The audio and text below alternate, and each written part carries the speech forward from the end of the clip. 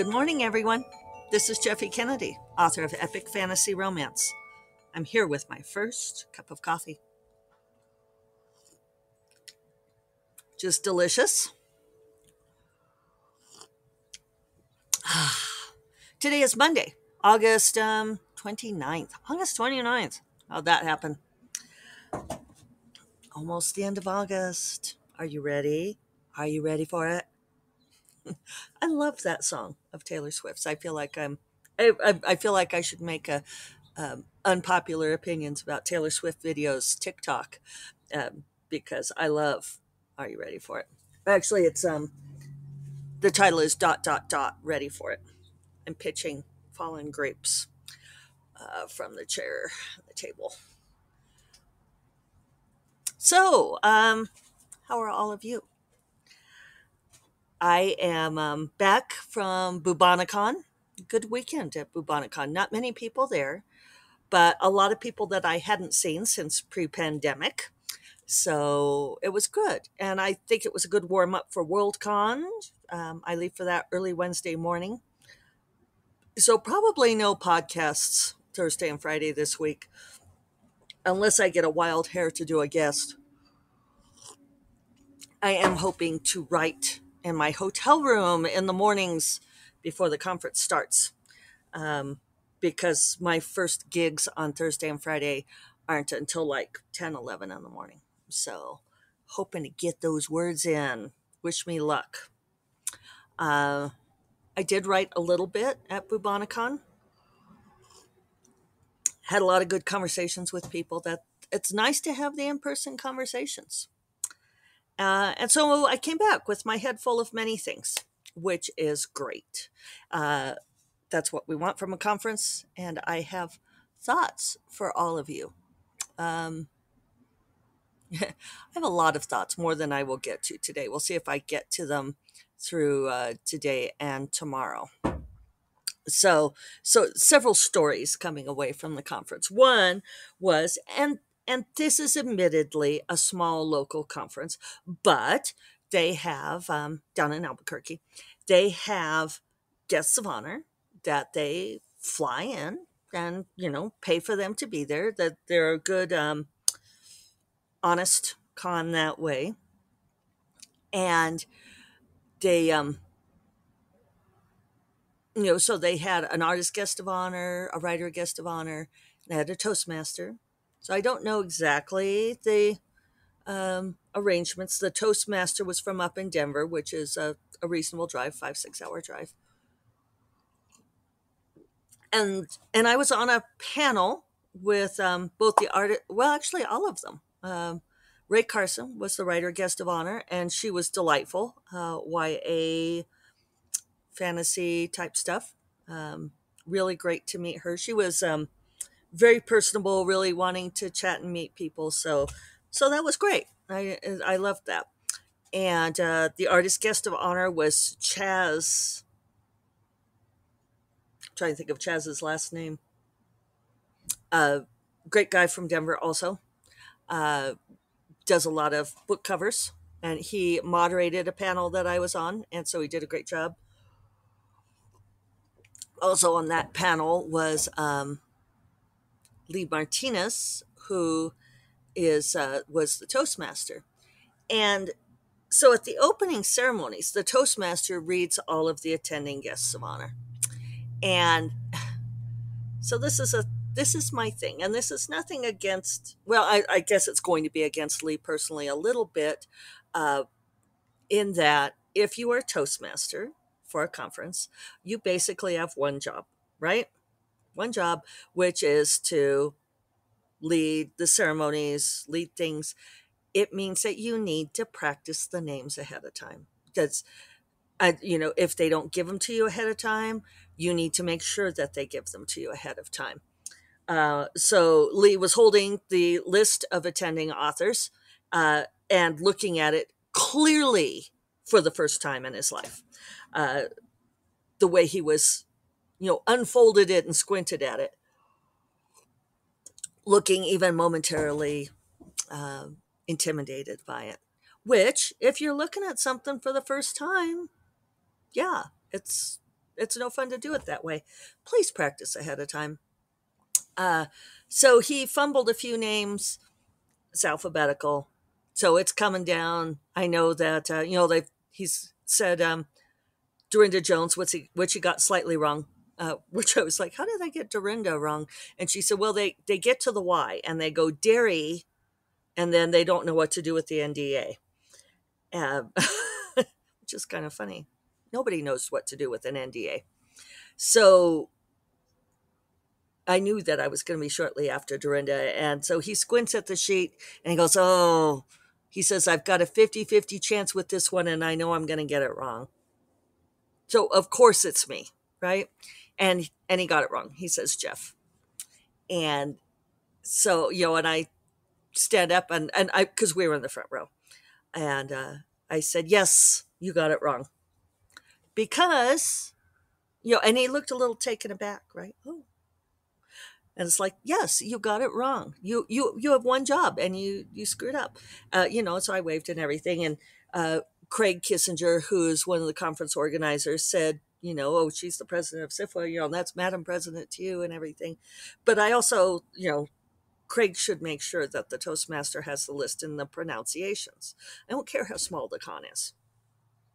And it's an interesting thing because I've obviously been dealing with this my entire life. How to pronounce my name, what my pronouns are, because people who have never met me assume I'm a man. They look at Jeff and think I'm a man. So for a very long time, I would meet people and they would say, oh, I thought you were a man. And I would be like, no, not a man. So for a long time, my profile on social media, I had on there, I am a woman, a Westerner. And so I was actually pretty happy when I could just nix that and put she, her on my pronouns.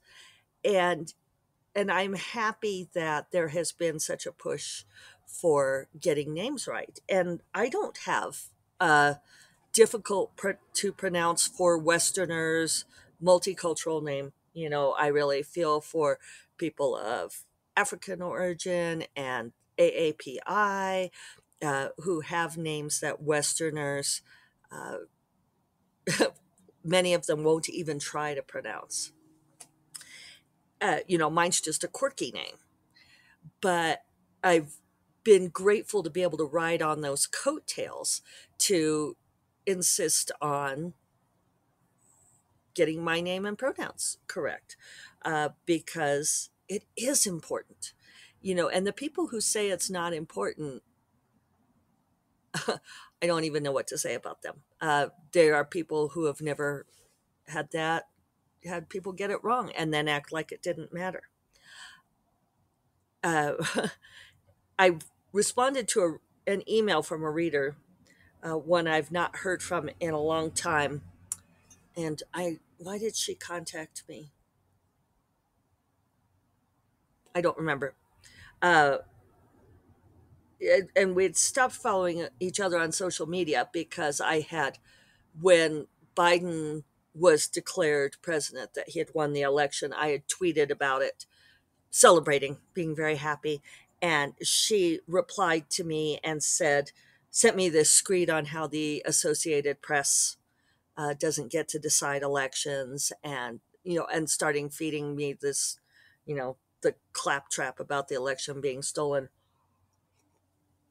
So I blocked her because don't cite misinformation. And I will say that I had a very interesting conversation with another author this weekend who was someone who had voted for Trump because he thought that Trump was going to change a lot of the financial stuff in the government. And he called himself a Trump regretter. And I'd asked him what the watershed moment was for him when he decided that Trump was not going to do what he's supposed to do. And interestingly, he said, well, at first he was disappointed that Trump didn't fulfill any of his promises of what he said he was going to do during the campaign, which I find kind of funny because it's like, I'm amazed that anybody thought that he would. But when I asked, well, what was your watershed? He said, it wasn't a single moment. He said, but he said during the first impeachment, when he used the executive power of his office to evade the law and encouraged people to refuse to respond to subpoenas. He said that's what we're supposed to be here, is for the rule of law, and that was um, the first, sort of that. He said it was an accumulation, and he said by the second impeachment, he was fully done. Um, and it was interesting because someone else who sat down mid conversation really went off on him, and about all the terrible things Trump had done to their marginalized family and everything. And it's like, I don't understand how that's doing anything now to scream at people. It's like, and people like he said he got conned, and it's like, well, you know, there are a lot of people who will argue with that and say you should have gotten conned, but at this point, I don't care. I don't, it's like I just want to be able to have reasonable conversations about what happened and why it happened. So anyway, this is all by way of saying that um, if someone's going to feed me misinformation, I don't want to hear it, and I will block you. But if you want to have a conversation, I'll have a reasonable conversation. So anyway, she also said in this email, because I have my pronouns in my signature line, which I think is great to do. Also, she said, it always amuses me to see somebody include pronouns on their signature line, um, who's one of the few people where you actually need to show, you need to say. She said, because I know people mistake your name. And I thought, well, she's trying to be nice, and yet there's that attitude again. And so, and she also asked me another question about another author, which, okay, fine. One of my author friends, I answered it. But I wrote her back answering that question. And then I said, yeah, it is really great to be able to include my pronouns and have that be uh, a normal etiquette thing now, because yes, people did mistake my chosen, my preferred pronouns and gender. And I said, and that's why we need to normalize this as part of polite behavior, where we specify that regardless. So it's not only the people where there's a question who have to do it. Listener, did she reply to me? No, she did not. Whatever. So that's, see, and I only got through one topic so far. But yes, so name pronunciations. Um,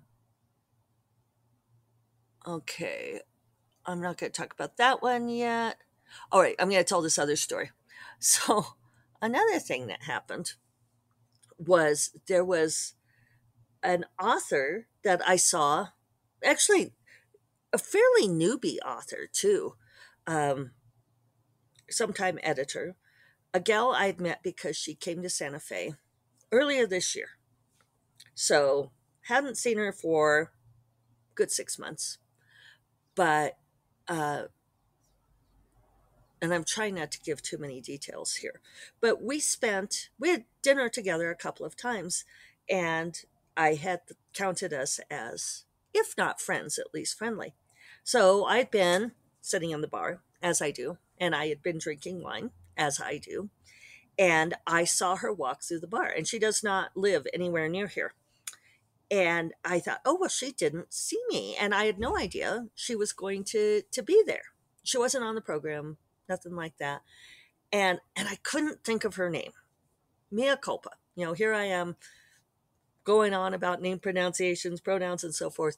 I'm bad at remembering names, and especially like at the end of a conference day, having had wine. And I'm racking my brain. And I asked the people at the table with me, I'm like, do you know her name? Do you remember her name? And nobody else knew her but me. And I thought, well, she didn't see me, so I definitely want to go up and say hello to her. So she's starting to come back through. And so I go up and I say hello. And I said, "Hi, it's Jeffy." And she says, "I know." She said, "I saw you over there." And or no, she just said, "I know." She said, "I know." And I said, "And I'm sorry, I can't remember your name." And I looked at her name tag because it was like kind of in a fold of her cloak. And I was like, "Oh," and she said at the same time. And I said, "Yeah, I'm so sorry. I just couldn't think of what it was. I had no idea you were going to be here." And she said, "Yeah, yeah, I decided to come through." And um, she said, "I was actually in Santa Fe last month too." And I said, "Oh, well, I had no idea." And she said, "Yeah, well, I was sick." And I'm so sorry. And all of this. And I said, "Well, it's so great that you're here now." And, and she says, "Yeah, I'm trying to remember. Oh, my video is freezing. I wonder if that's like doing it a lot. Catch, catch, catch. Hopefully that's not annoying. Uh, she said, I said, "Well, are you going to be, around?" She says, "I'm just here tonight." And I said, "Oh, well, are you going to be in Santa Fe for very long?" And she said, "Well, maybe," she said, "I'm just there till like Wednesday." And I said, "Well, if you want to get together." And she's like, "Oh, yeah, I have your number. I'll text you." And she said, "But we have to go to dinner now." And, uh, and she's with someone else I know, a fairly sort of one of the old guard authors. And I had already said hello to him. And, we'd exchanged greetings, and that for the first time at that conference. And she says, "Well, we have to go to dinner now." And I realize that she's going to dinner with another very famous author. And it was, it felt like a real brush off. And I didn't think about it too much until later. Until actually I was back in my room, right? That room. And I was thinking, wow, was that kind of like the cut direct? Was it like, I think that I'm not famous enough for her? I it was kind of like, oh, I think there was a definite feel of I have better people to hang out with. And maybe that was just my perception, but these conferences and writers events, there is so much jockeying, and you all know I call it tail sniffing, trying to figure out who the alphas are. And there are some people who really seek out the highest profile, most alpha people, and go with them, um, you know, ride their coattails. And it's not a behavior I recognize, because I think I'm very much on the side of that people are people, that we're all human beings. And, the success you have today is amazing, and it may make you famous and wonderful today. And, and those things go up and down. Success comes and goes. I have friends who are far more famous than I am. Um, and I'm friends with them because I enjoy their company. And I went and I looked at her website just to like see what she was doing and everything. And I saw that she had a photo reel on her website of her posed with various famous authors. And like the famous author she was going to go have dinner with that night was prominently featured on her website in several photos with her and separately. And she had, I mean, like this photo reel of her posed with different famous authors with their names on there. And maybe that's great marketing. um and I was just looking at this thinking that I've met probably every single one of those authors that she was posed with, and I've never taken a selfie with any of them. And to my knowledge, I mean, I've had pictures with some people. I remember when I met Gina Showalter, I got a picture with her because one of my sorority sisters asked me to, because, well, she wanted me to tell Gina how much she loved her books. So I got a picture with Gina so I could send it to my friend. Um, I have pictures with other famous authors, and I've never put them up on my website unless they're people who are my friends, and it's like, these are my friends that I was hanging out with and we were having fun. um so I'm not sure what to say about that. I was disappointed in this behavior. And I thought, wow, I kind of thought we were friends, but I guess not. And no, I didn't remember her name, so maybe that's telling. Um, yeah, it's just it's a funny thing, that these professional relationships, maybe that you think that somebody is more of a friend than they are. So anyway, those were a couple of thoughts from the conference this weekend. I will share more later, tomorrow. And otherwise, I'm going to go get to work. Hope you all have a wonderful Monday. Hope it kicks off a productive week uh, that delivers what you need it to. And I will talk to you all tomorrow. You all take care. Bye bye.